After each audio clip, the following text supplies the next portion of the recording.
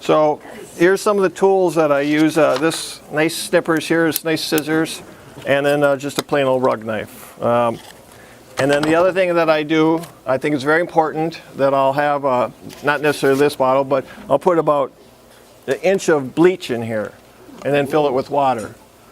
And we'll get into when we use that.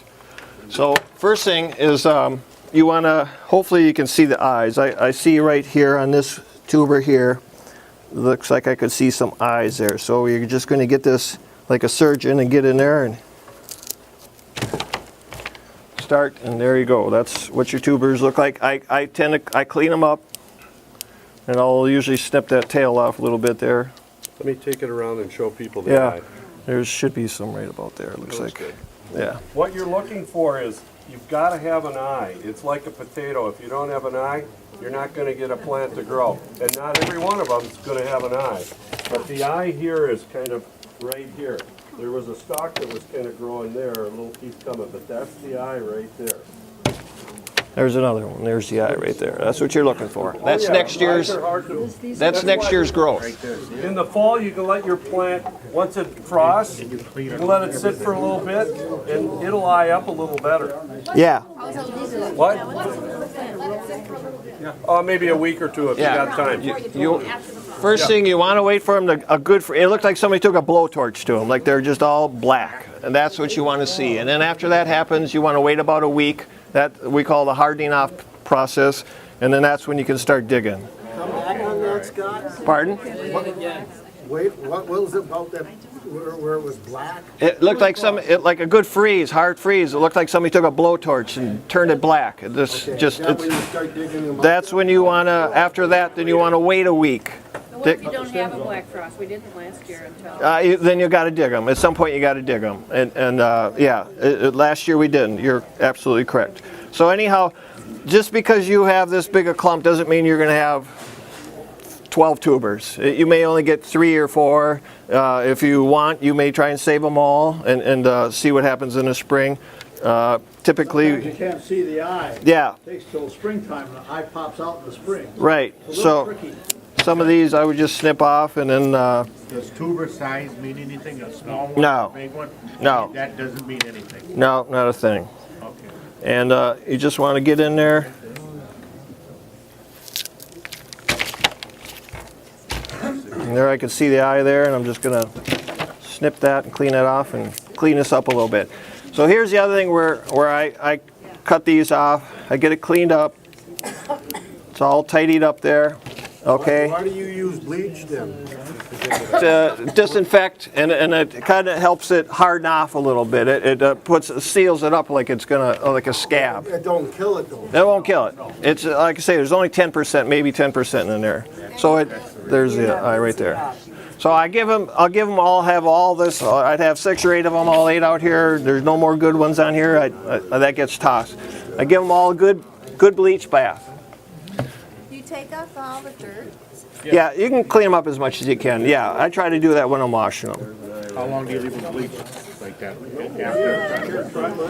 Then after I've bleached, after I gave them their little bath, I'm gonna sit overnight. They're gonna sit overnight, and I'm not gonna bring them in the house. I want them all to stay outside. I want it to be nice and cool. I want to do it in your garage or somewhere. I don't want to leave them outside, but be in your garage or in your shed or somewhere. But you want to keep them cool. I want to keep the temperature constant on these, so I don't want them fluctuating. Bring them in the house and get them up to 78, and tomorrow I plunge them put them into the cooler and everything. So that'll. What happens if you accidentally knock those eyes off? Then you're not going to get tuber. It's throw it away. Yeah, but I would keep them in. I'm only gonna here's what I do. This is what I do. I'm not saying this is right for everybody. From the time this came out of the ground, in 24 hours, this will be all wrapped and put back into a cooler. That's my timeline that I like to do for tubers. So you got any questions about anything at all? Tell us what your success rate was last year. Last year, I had about 240 tubers, and I lost 2. So that's not bragging. It was a good year, but typically I don't lose more than 10 or 12, and I usually have a 200 to 300 that I store. Was this the mama right here? That was probably the mama, yeah. Yeah, the original tuber. The tuber that Yeah, you planted from this year, you usually throw that out you're right. because it's used up most of its gas. You know that how? Biggest one? Me, I mark my tubers. That's the one that was written on. With a marker, you know, I'll write the name on it. Are you, And then Look I'll- like these. Like Scott, I don't like bringing them in to the house for any period of time. Right. Where they're in cold soil, then they come out and you warm them up to 70 something. Right. Then you're putting them back in the garage, then they're in a cooler. You want to keep them constant, that temperature. So ideally, you're doing this when it's 40, 45 degrees outside. That's, you know, typically you're going to be right after a good hard freeze. You're going to get some 40-degree days, and that's when you want to be doing this. And like I say, I don't want these fluctuating, coming out in 40 and then bringing them in the house, get up to 70, and then tomorrow putting it back into 40. So like I say, and staying outside overnight, like in your garage, not outside, but in your garage, they're going to dry out in there just because the air is so much drier this time of year. So they're going to dry out nice. So now I got them cleaned up. I got them all. I don't mark them individually like some people do. I just don't do that. So I have, let's say I have this bunch here. So now I'm going to take a, should have had this ready here. Now, can you use freezer bags also? I don't. So you can do what you want. Everybody can do it. I use just some plain old, I don't know, I'm just gonna, there we go. Baggies work very good. Take a small sandwich bag that isn't, not a Ziploc.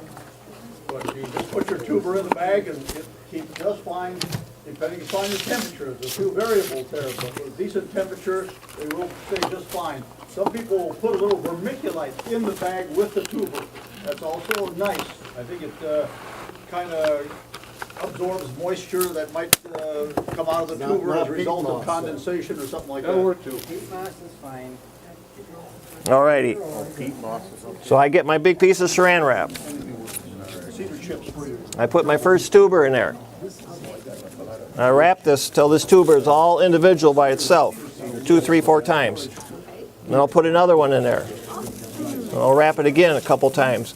So if I'll have maybe 5, 6 tubers in this clump. When you do this, when you put it, and I'll put this third one in here, I'll go like that.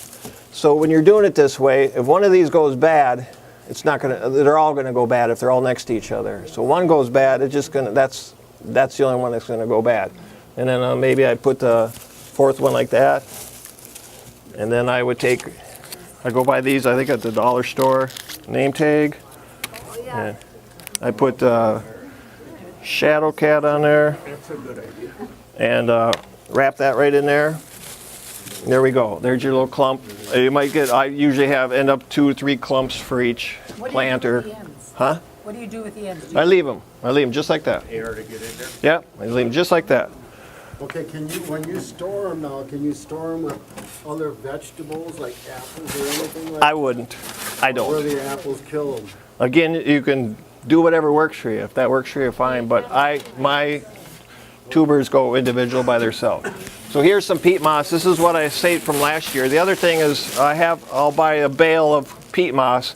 That's going to be right outside too. So the temperature of that's going to be whatever the air temperature is outside. So it's going to be 40, 45 degrees. So this is just old stuff from last year. So this isn't when you get that bale, it's usually more firm and you got to break it up. But I always try to keep everything constant with the temperature. So I'll put a bunch on the bottom here. I'll lay my pack in here. I'll lay a couple more packs, usually about three separate clumps of them. And then I'll get more peat moss and I'll put a layer over that so it's completely covered. I'll keep stacking this up right up to about the top. Cover it. And then I keep it. Shavings, Pardon? wood shavings. You can try it. I haven't had luck with I those. mean, I Yeah. I get a lot of wood shavings. Yeah, I use peat moss. Like I said, I had 2 tubers last year is all I lost.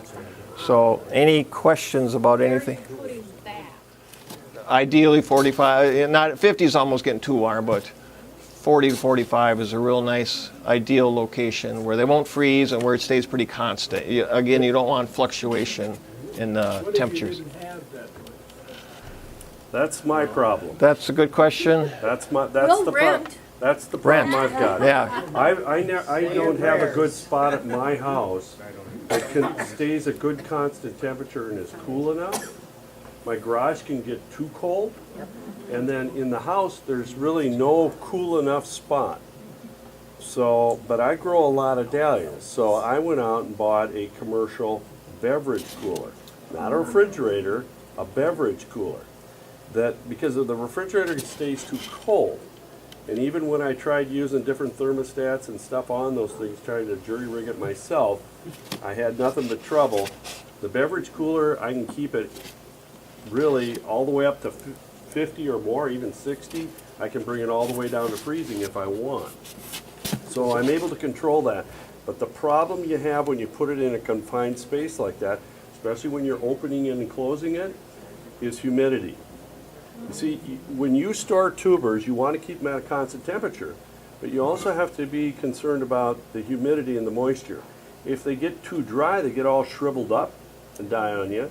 If you keep them too moist, they're going to rot. They're going to get moldy and rotty. So you wouldn't want to take your peat moss and just have it soaking wet in the bottom of here. That would not be a good thing. No. But you don't want it to be a desert in there either. You know, it's nice to, the tubers have their own moisture and they'll hold on to most of that. As long as they're kind of wrapped up in the Yeah. cellophane, really helps with that. I always watch when I buy my bale of for when I do it this way, my peat moss, I always watch that bale that doesn't have any holes or anything on it. It's good and sealed and tight, because sometimes you can get one and you find later when you get back that it's got a big corner taken out and it's a lot of moisture got in there from sitting out in the rain and stuff. So I always check those bales, and usually it's just nice and cold, and I think everything, when you keep that constant temperature the whole time in the fall from the digging to the storing, you don't look at fluctuation. It's going to start you in a good place for the winter. Scott, I have a question. The constant temperature, what's the range? Yeah, 45. 40 to 50, let's say, but 40. 45 is yeah. 40 Even to he likes it 45 is cooler. good. Yeah. You can get too cold. Yeah. If you're at a steady 36 or something, 45. that kind of puts them way 45. down there and gets them close to where they're having trouble. And then they kind of don't want to, in the spring, kick in. I think you can kind of set them back a little bit.